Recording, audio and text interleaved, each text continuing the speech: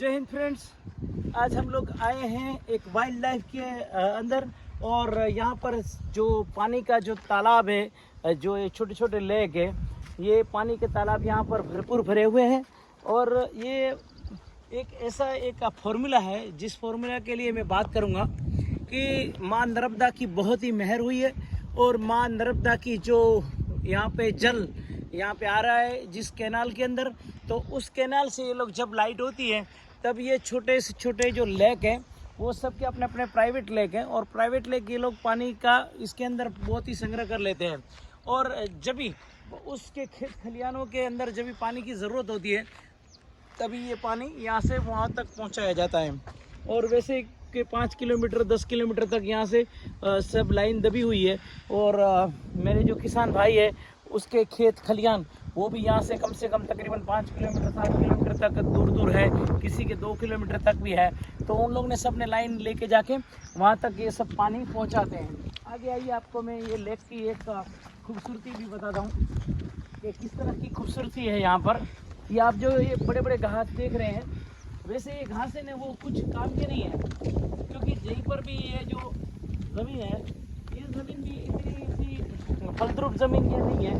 ये ज़मीन के अंदर ये जब पानी का ऐसा स्टफ करते हैं ये लोग, तभी ये जो झाड़ है ये घास है वो सब अपने आप ही उड़ जाते हैं। और वो जो आप बड़े बड़े पक्षी देख रहे हैं ना, वो पक्षी तो अभी थोड़े कम दिखाई दे रहे हैं, वरना ये पक्षी जो है ना वो बहुत ही झुंड में आते हैं, झुंड में।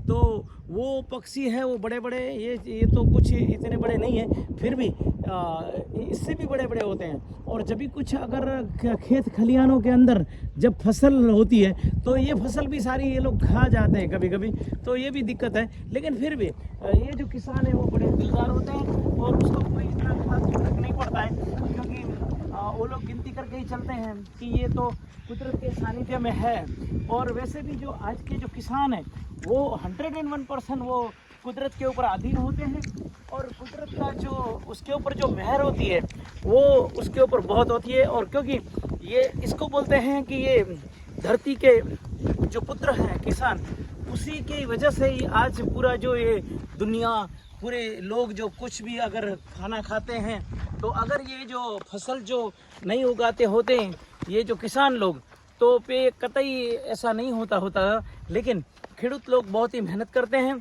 और इसके लिए मैं गवर्नमेंट को भी स्पेशल बोलना चाहता हूँ कि इन लोग को ज़्यादा से ज़्यादा फैसिलिटी दी जाए, ज़्यादा से ज़्यादा उसको जो बियारण मिलना चाहिए। जिस तरह से किसान संघ हर बार फाइट करते रहता है किसानों के लिए, तो वो हिसाब से उसको हर फैसिलिटी और हर चीज़ उसको मिलनी चाहिए, ताकि वो लोग और भी ज़्यादा से ज़्यादा फसल उगा सकें।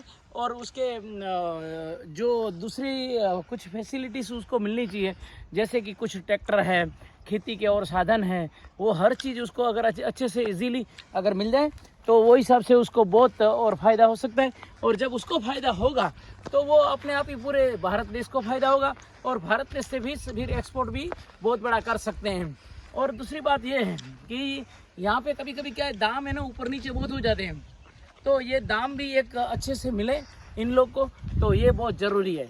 तो इसके लिए मैं कैमरामैन को बोलूँगा थोड़ी सी ये जो ग्रास है उस तरफ, ये पानी का स्टक है उस तरफ थोड़ा सा कैमरा घुमाए।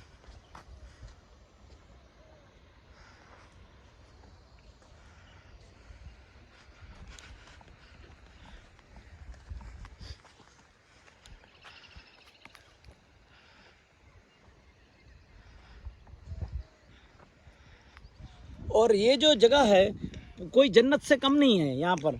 अगर किसी को भी अगर समझ लो कि जन्नत देखनी है तो एक बार इसको इधर आना चाहिए, और बहुत मज़ा आएगा। क्लाइमेट भी बहुत अच्छा क्लाइमेट है। और फिर तो ये जो माँ नर्मदा का पानी है, जैसे कि माँ नर्मदा के किनारे पे हम बैठे हुए होते हैं और कितनी अच्छी जो मज़ा आती है, वैसी मज़ा यहाँ पर आ रही है। तो सब लोग को बोलेंगे एक बार आएँ घूमने के लिए, और ऐसे ही खेत खलिहानों में वाइल्ड लाइफ में घूमें तो एक अच्छी सी उन लोग को सफ़र हो जाएगी। जय हिंद।